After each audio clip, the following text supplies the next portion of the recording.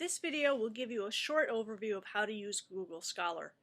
I advise you to watch the video Setting Google Scholar Preferences before watching this one.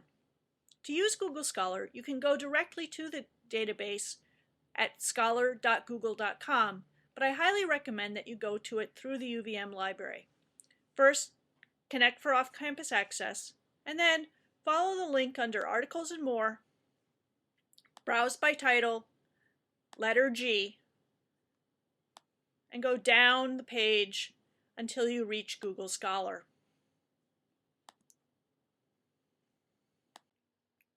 Google Scholar looks a lot like regular Google, but it's actually searching for very different information. It's searching for books, research articles, research reports, technical reports, working papers, theses and dissertations, a wide variety of information.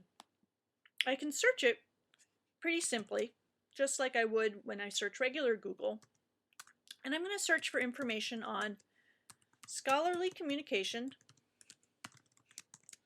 and gray literature, a type of literature that Google Scholar is especially adept at locating.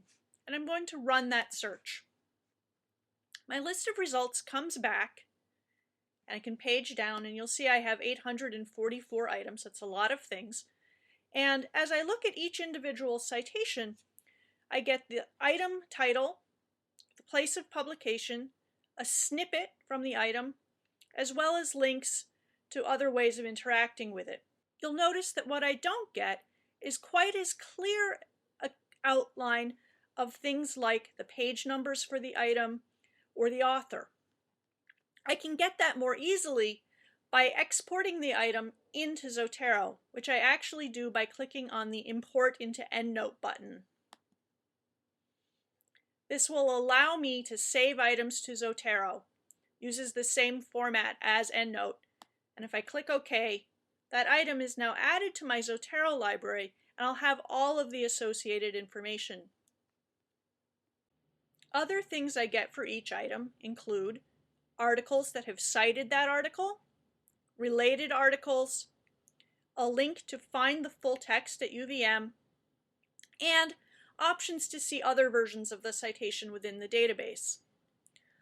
Along the right, I'll see a list of places that the item's available. These are generally institutional repositories where the item has been archived by the people who have done the research. So for example, number 5 on my list, or 4 on my list, says that it's a PDF from psu.edu, that's Penn State University, and this item is in their institutional repository. If I click on the link, it will take me directly to that article, which has been placed there by the author. It's a very nice feature and one that you won't have anywhere else. What's nice about that particular feature is that this database is open to anyone. You'll be able to use it after you graduate from UVM. And the items that are available in institutional repositories can almost always also be accessed by anyone, whereas most of UVM's materials is kept behind a wall for subscribers.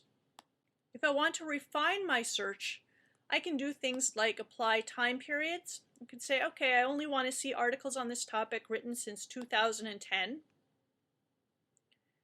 And that will narrow my search down to 141. And now I have a whole different set of things. I like Google Scholar because it's fairly easy to use, it's easy to get material from, but you'll want to review what you find carefully and make sure that you understand what kind of material you're looking at. One other nice thing you can do is when you find a search that works really well for you, if you have a Google account, which most people do, you can create an email alert based on that search, and you'll be notified anytime new material matching that search is added to the database.